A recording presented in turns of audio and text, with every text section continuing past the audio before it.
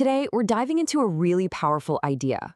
What if one of the oldest books in the world holds a secret, a hidden code for creativity? I mean, just think about it for a second. In the last couple of hundred years, you've got figures like Karl Marx, Sigmund Freud, Albert Einstein. These guys completely flipped our understanding of the world on its head. So, what's the deal? Where does all this incredible, world-changing creativity come from? Well, according to the literary analysis we're looking at today, the answer is hiding in plain sight, inside the Bible itself.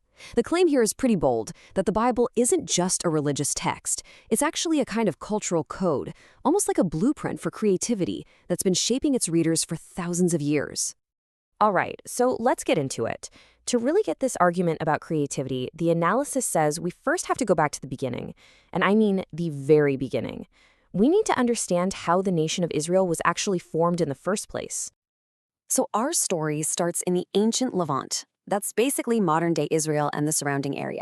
And you have to picture this place. It was this major crossroads of the ancient world, a total multicultural melting pot, all living under the shadow of the massive Egyptian empire. Now, this analysis argues that Israel wasn't born from, a single unified tribe. Not at all. It was actually this messy coalition of all sorts of different groups. We're talking mercenaries, priests, farmers, nomads. They were basically forced to team up to fight off invaders.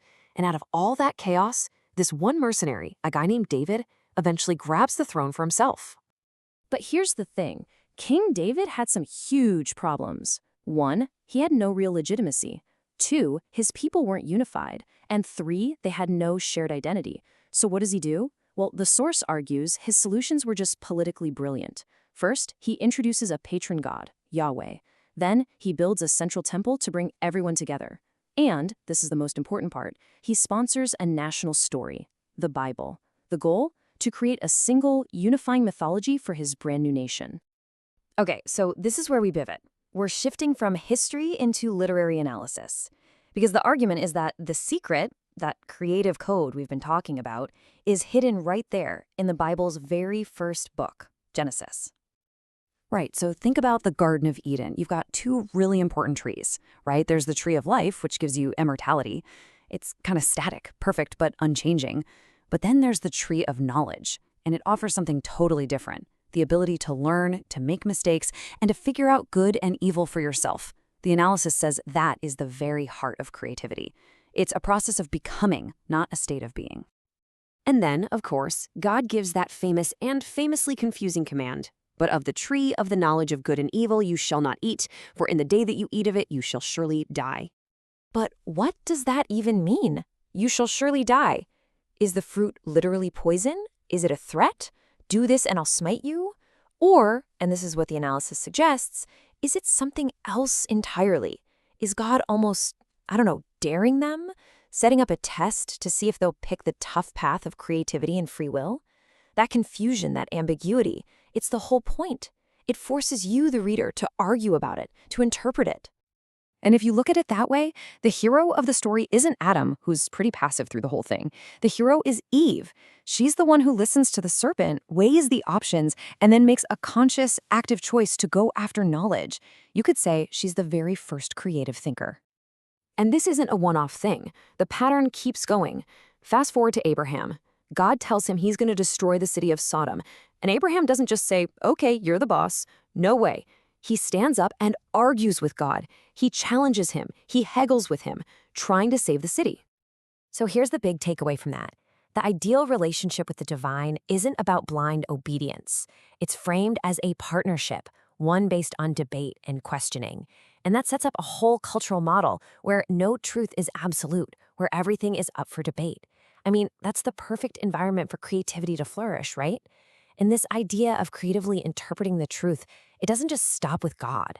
The analysis says it bleeds over into how history itself is told. All right, let's see how this whole culture of creative interpretation plays out with history. And this is where the source makes what is probably its most controversial claim, that the historical books of the Bible are, themselves, a masterclass in creative storytelling, or as we'd probably call it today, PR. Okay, so take the story of David and Bathsheba. We all know it, right? King David sees the beautiful Bathsheba, he's overcome with desire, sleeps with her, and then, to cover his tracks, He has her husband, Uriah, killed in battle. The way it's told, it's a story about a great man's personal failure, a tragic crime of passion. But this analysis flips that whole narrative on its head.